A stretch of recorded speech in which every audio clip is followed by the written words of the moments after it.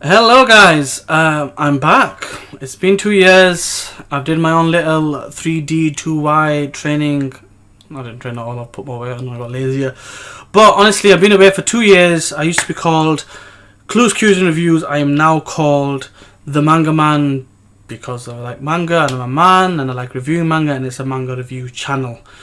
If you want me to discuss what I've been doing in the past 2 years and why I stopped in the first place, we'll discuss that on a further date. But for now, I'm back.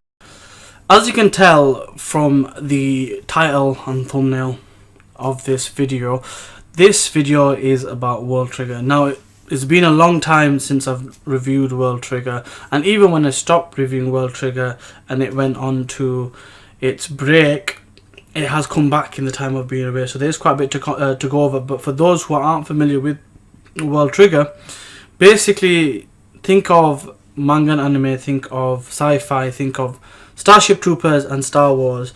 In Star Wars, you've got this concept of Mido or midi-chlorian, which is kind of a cell count to let people know potentially how strong they can be in terms of the usage of the Force or being a Jedi. In World Trigger, you've got a concept of a similar kind of thing called Tryon. The more you have, the better it is, and it's like a muscle, and basically the more you use it, the stronger that muscle gets, the more output you got. You can, by technique and experience, you can get more efficient. It's really good. There's 180 odd chapters that have come out. There was an anime with some filler in there, but I really enjoyed the manga compared to the anime, and I was gutted when it stopped. But now it's back. It's on a monthly cycle, so when I'll do reviews of these in the future, it'll be on the 3rd or the 4th or thereabouts, and it's normally 2 chapters. But anyway, the way I'm going to kind of go through this is I'm going to go over some of the chapters since chapter 164, my last review, and then we'll go into the main chapters after that. So look forward to that. So the first 10 or so chapters, so 165 till about 175, covers the round 7 of the B rank wars.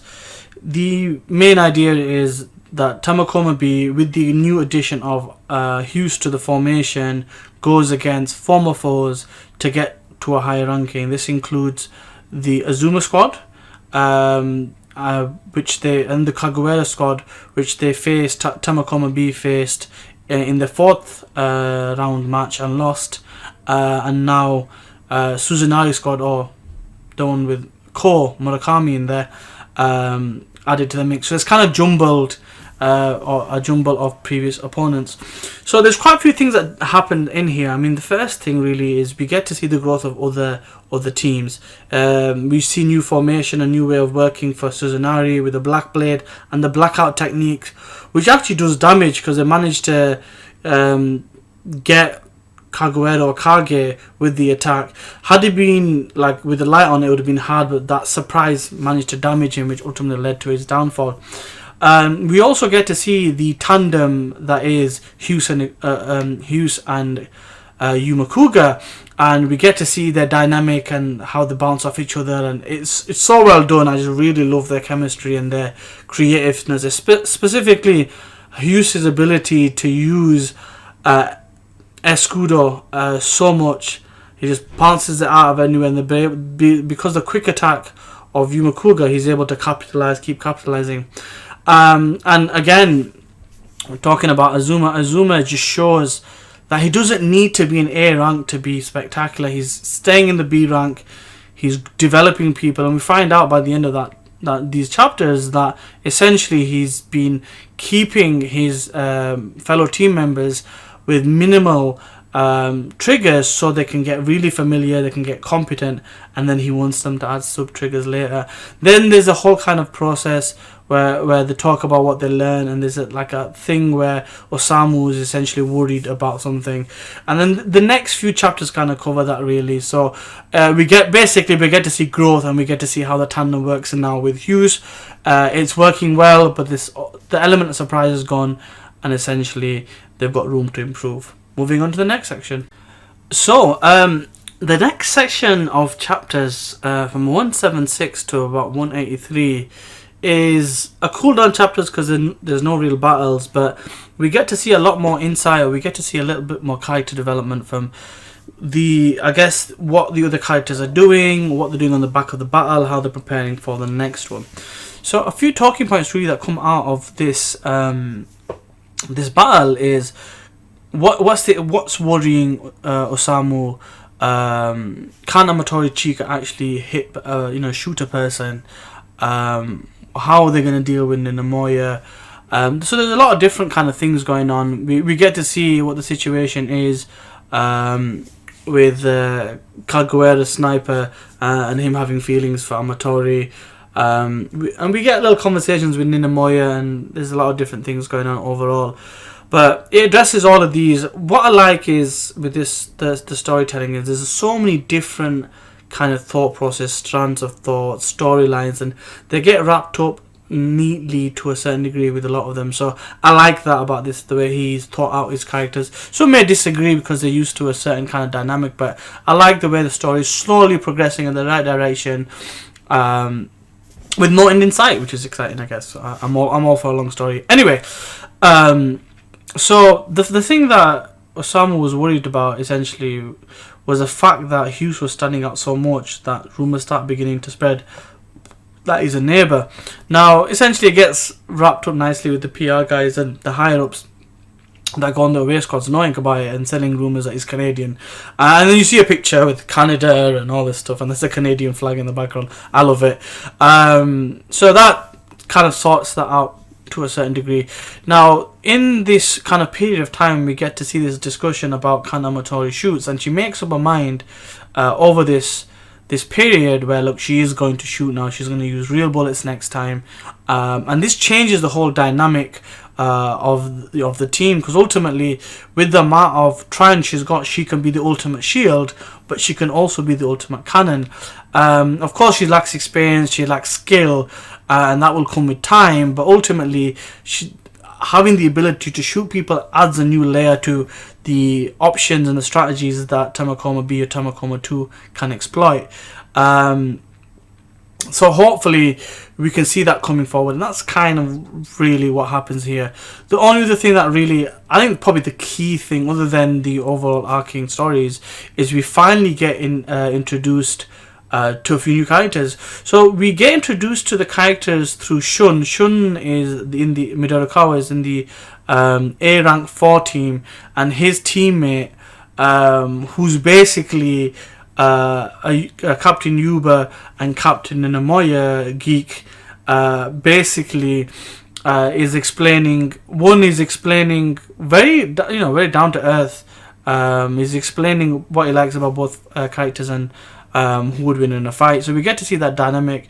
Essentially, we know what Ninamoya is like, and Yuba is essentially, for me, he's kind of like a Billy the Kid Westerner gunslinger type of character, where he's a gunner and he uses quick draw to catch his opponents off guard.